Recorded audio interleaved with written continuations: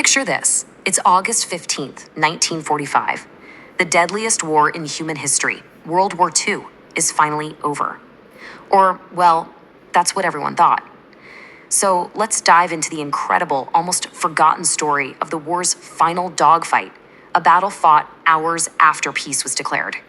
Imagine you're an American pilot flying over Japan, and suddenly that's the message that crackles to life in your headset. The war is over. The fighting has stopped. For millions of people all around the globe, this was it, that moment of pure, unbelievable joy and relief. Because, you see, in the skies right above Tokyo, that message of peace wasn't met with silence. No.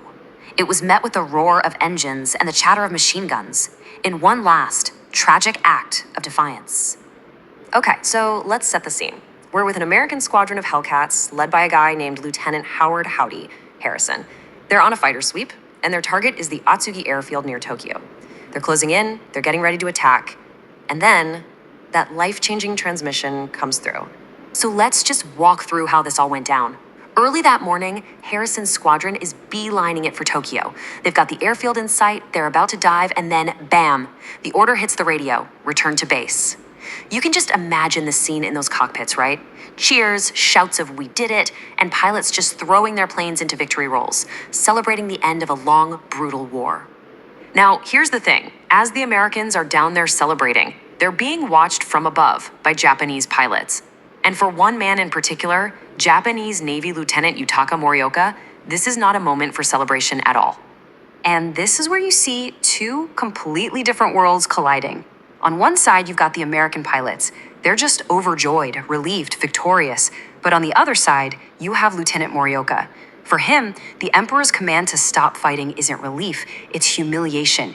He sees his nation defeated, he feels the phantom pain in a hand he lost fighting American bombers, and he decides there is no way it's going to end like this. So, with that battle cry, Morioka just ignores the order to stand down. He shoves the nose of his plane into a steep dive, and his fellow pilots follow him right down towards those unsuspecting, celebrating Americans. This is going to be his final act of vengeance. In an instant, the joy in the American cockpits turns to absolute terror. A voice screams over the radio. "Tally-ho! Many rats 6 o'clock high. Diving." The ambush is on. The peace has been shattered.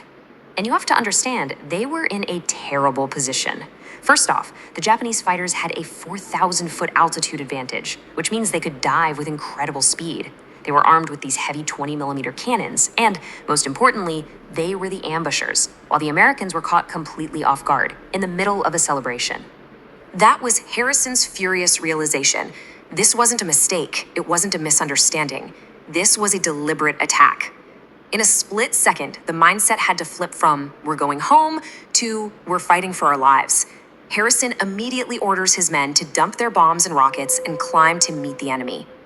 And just like that, the sky explodes into chaos.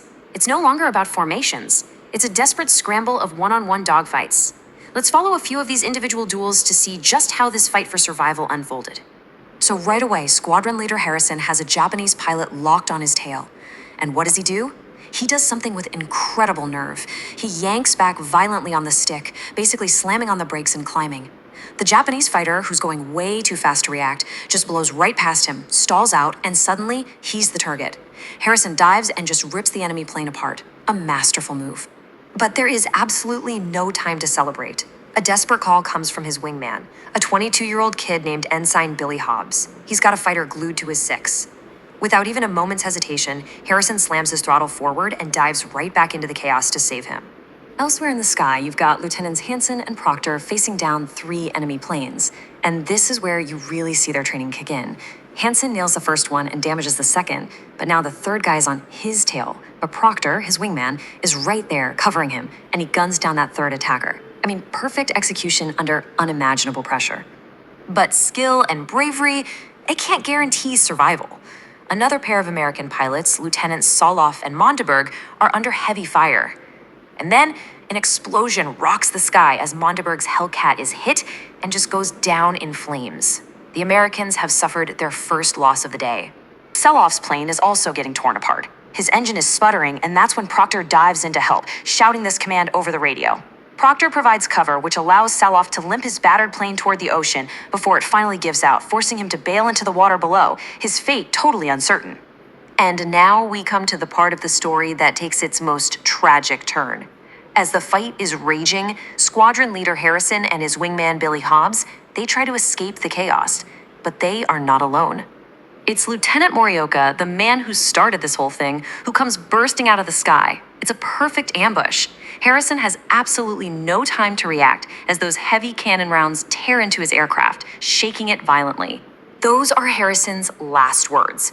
Even as his plane is literally being destroyed around him, his final thought is for his wingman. It's a command, an order to save himself. But Billy Hobbs? He doesn't listen. Morioka stays on target, firing another burst, and Harrison's Hellcat just disintegrates in a massive explosion. And just like that, the squadron leader is gone. Blind with rage, Hobbs turns his plane and dives after Morioka. But in his fury, he forgets the cardinal rule of dogfighting. You always check your six. Morioka's wingman dives in right behind him. Hobbs's plane is riddled with bullets. He manages to bail out, but his injuries are just too severe. He fades from consciousness on the way down, dead before he ever hit the ground.